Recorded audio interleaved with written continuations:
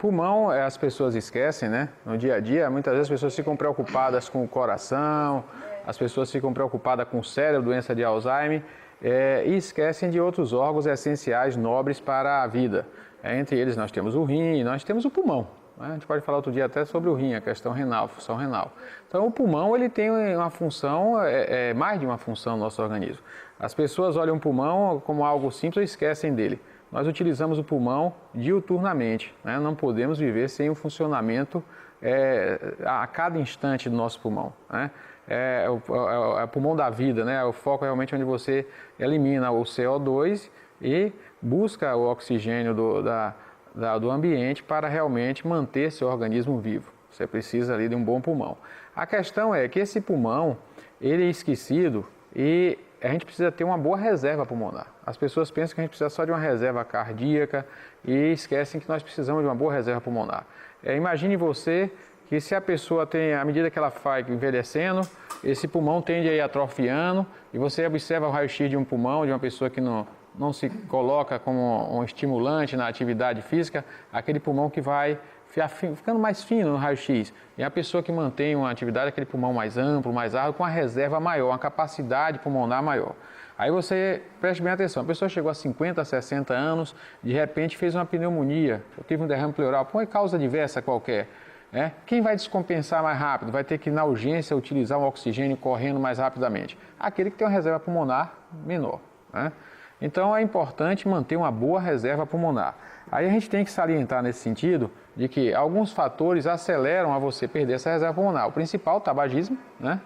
O cigarro hoje está provado nisso, ele realmente. Nós temos agora um ambiente nas grandes capitais rico em poluição que também pode comprometer a função pulmonar, trazendo doenças diversas do funcionamento, até broncoespasmo, reações equivalentes à asma, em que você tem dificuldade aguda respiratória, muitas vezes as pessoas estão sofrendo, está aumentando essa incidência em jovens, em pessoas mais idosas também.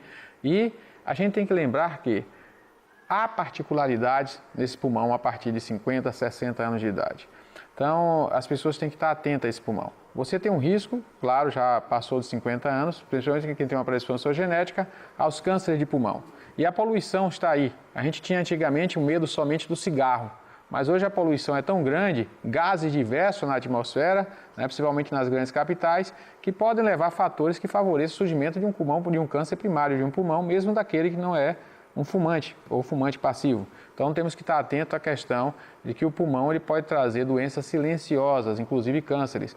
A gente tem que entender que o pulmão, no tecido pulmonar, você dificilmente vai sentir dor.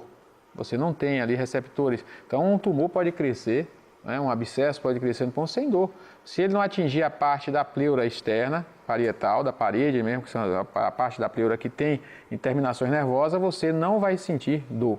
Então você pode ter doenças que podem ocorrer no pulmão, e você só descobrir em um estado avançado se você não faz um exame rotineiro, se você não está atento ao seu pulmão.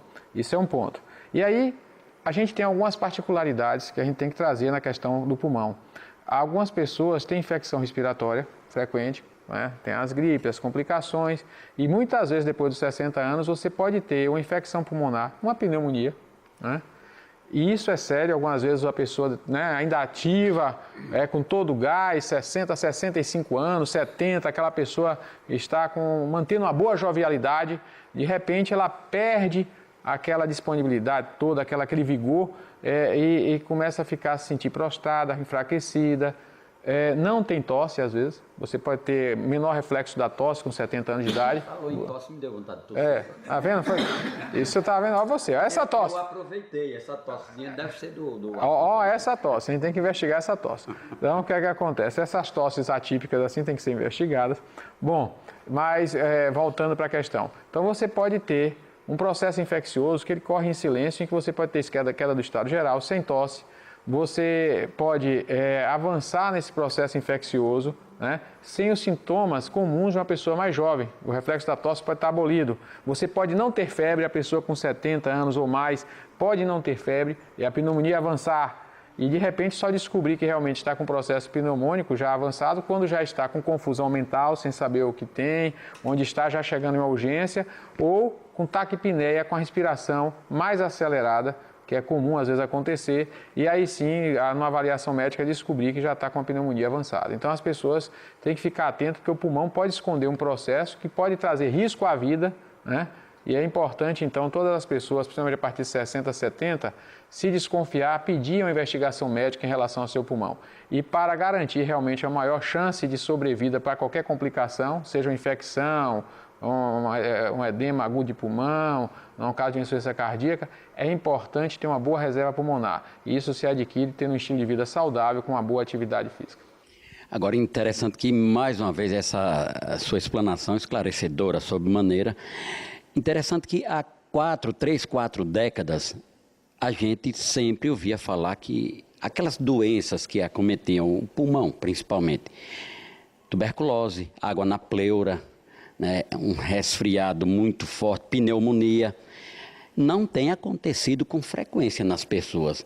Era uma doença típica de tempos passados ou algum tipo de vacina, sei lá, algum tipo de medicamento mais eficaz está tirando de circulação, abolindo esse tipo de coisa, expurgando esse tipo de doença, ou apenas aquelas pessoas com a imunidade baixíssima, como você colocou aí, a partir de 60, 70 anos, podem se acometer de uma tuberculose? Não. Hoje tem crescido a incidência de tuberculose, inclusive em adultos de idade normal, 40 anos. Mas como no passado, doutor? Não, porque você teve o processo de vacinação. A tuberculose, você teve um processo de vacinação em massa há várias décadas, isso vem acontecendo, e você realmente teve um controle grande. Hoje está tendo um crescimento novamente de segmentos da sociedade, segmentos relacionados ao alcoolismo, em que você tem uma baixa imunidade, doenças sexualmente transmissíveis, a questão da AIDS, em que aí você pode ter a tuberculose ressurgindo, a imunidade cai realmente. Então, às vezes um ressurgimento, mas é segmentar. Não é tão grande como no passado, onde já vista que uma grande maioria da população já se encontra imunizada, né? Mas em relação a mortes por pneumonia, essas ainda crescem, principalmente no segmento etário mais avançado, a partir de 80 anos, 90 anos, onde os problemas neurológicos, né, favorecem as pessoas não terem uma deglutição adequada e começarem a ter problema de broncoaspirar. Até a própria saliva levando bactérias para o pulmão e favorecendo as infecções respiratórias. A principal causa de complicação do paciente neurológico, o paciente que já tem dificuldade de deglutir por um Parkinson, uma demência avançada e que pode culminar com a morte, é a infecção respiratória, né? E com esses sintomas que eu estou dizendo, de poder às vezes avançar sem sintomas típicos, quando de forma atípica, silenciosa, já descobrir em estado avançado.